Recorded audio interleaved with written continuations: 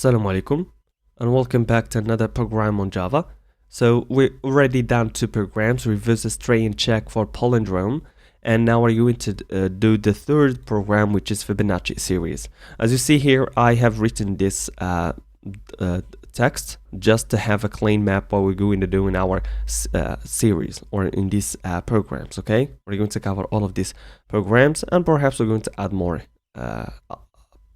Java programs.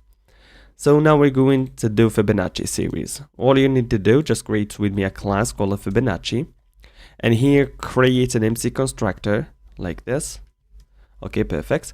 Now I'll do a public function that's going to calculate for us that. So no need for override. This should be void. Okay, just I'll do Fibonacci. Just call it like this. Fibonacci, which is going to accept an integer n. Perfect.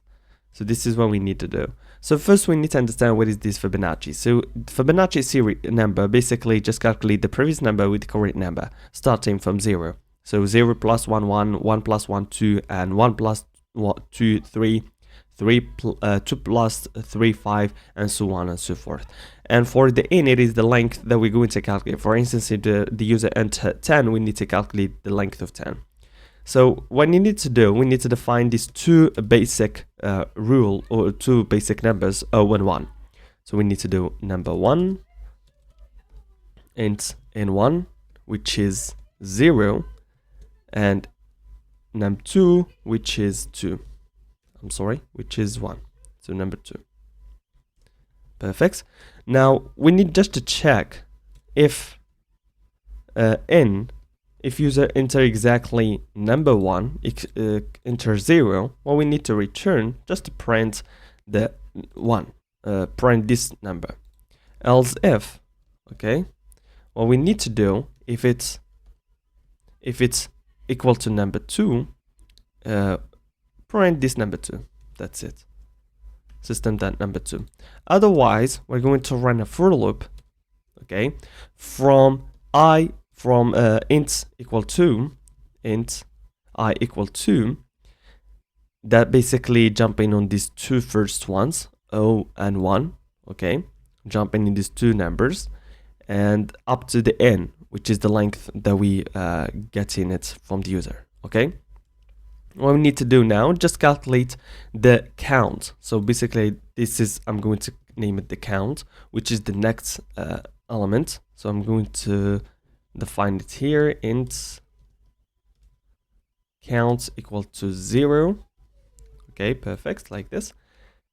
And now the count is counting the previous number with the current number, like 0 plus 1 and so on, up to the n. So what we need to do next, we need to replace the n1, number 1 and number 2 with the updated values. So this is basically should be 1 here. So number 1 will be number 2 and number 2 will be the count. And again, this is how we could calculate. So if we print here system.out that count, we need to get the count of a length. So I'm going to jump now to the up. And this is from the previous program. So I'm going to call this okay, and okay. Fibo, just called fib like this, and Fibonacci. We need to pass the integer. I'm going to go with input, and now I'm going to next as soon as we accept an integer, enter a number like this. Perfect. What we need to do, we've got something wrong. This should be integer like this. Perfect. Let me run now and test and see what is going to happen. So enter a number, we've got something else. Failure. Okay, let me just go with 5. As you see here, 1, 2, 3, 5. So it's printed 1, 2, 3, and 5. From 1 is printing these numbers. So what we need to do before doing that, I'm going just to copy this and do like, let me do number 1 plus number 2 plus here should be equal, and then plus counts. Here should be plus again, like this. Let me run it and see.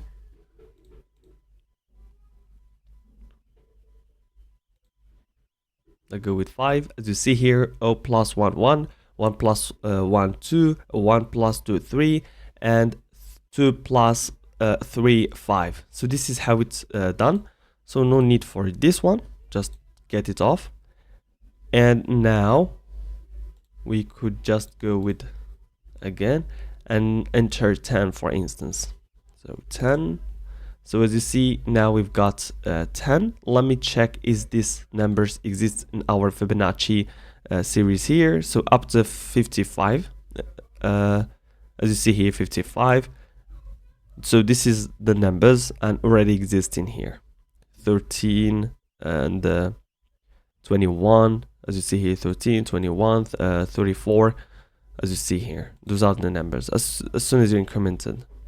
So we could just remove this one, run it again. So let me go with another number. Okay, I'll go with the 20, for instance. Okay, we've got this huge. So this is the last number that displays in here. So this is how basically to create a Fibonacci function and do it and print it in here. We could return the values if we want, but I think it's like this is better. So I hope it's clear. Now we're going to move on to the factorial of a number.